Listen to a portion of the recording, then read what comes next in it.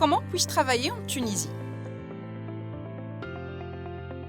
En Tunisie, le marché du travail est conditionné par le principe de la préférence nationale mis en place pour protéger la main-d'œuvre nationale.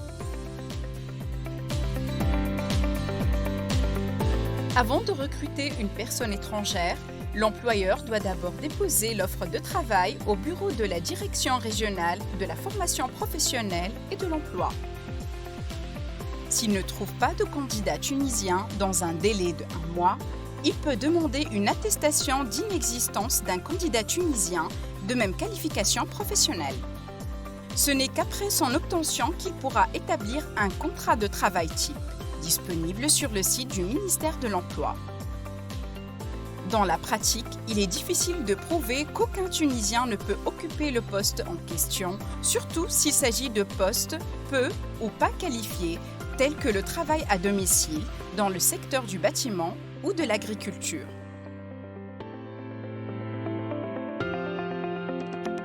L'étape suivante est l'inscription sur le site du ministère de la formation professionnelle et de l'emploi et le dépôt de la demande d'autorisation de travail en ligne.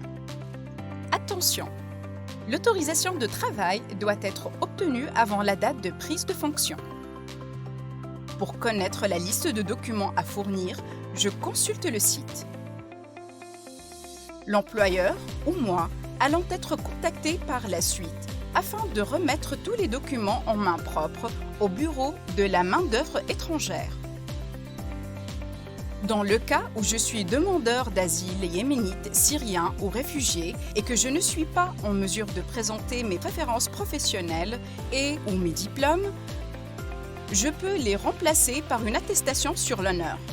Je l'ajoute à mon dossier accompagné d'une copie de la carte demandeur d'asile ou réfugié.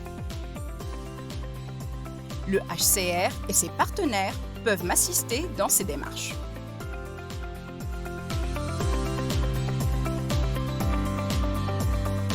Certaines nationalités et certains types d'emplois sont dispensés de l'autorisation de travail, notamment les entrepreneurs, les ressortissants marocains, les conjoints de Tunisiens, les experts étrangers travaillant dans le cadre d'accords conclus avec le gouvernement tunisien en matière de coopération ou de l'assistance technique, les cadres étrangers travaillant dans les associations et les ONG, les cadres étrangers dans le domaine des mines et des hydrocarbures, les cadres étrangers d'entreprises limités à 4 personnes. Pour les nouvelles entreprises, durant les 3 premières années, seulement 30% du nombre total des cadres peut être étranger. À partir de la 4e année, seulement 10%. Pour ces profils, le principe de la préférence nationale ne s'applique pas. Si je suis concerné, j'obtiens une attestation de non-soumission au visa de travail délivrée par le bureau de la main-d'œuvre étrangère. Si je suis ressortissant algérien, je peux accéder à l'emploi sans demander une autorisation de travail ou une attestation de non-soumission au visa de travail. La fonction publique, le secteur public et certaines professions libérales sont réservées aux nationaux.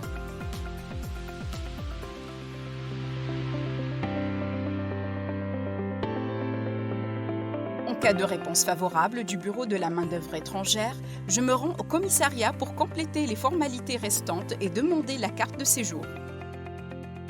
Si je suis ressortissant marocain, algérien ou libyen, je suis dispensé de la demande de carte de séjour. Dans le cas contraire, mon employeur ne pourra pas m'embaucher. Attention! Si je travaille en Tunisie sans contrat ni autorisation de travail, je risque une amende de 120 à 300 dinars, 1 à 15 jours d'emprisonnement et le refoulement du territoire. Mon employeur risque quant à lui une amende de 12 à 30 dinars par jour et par travailleur.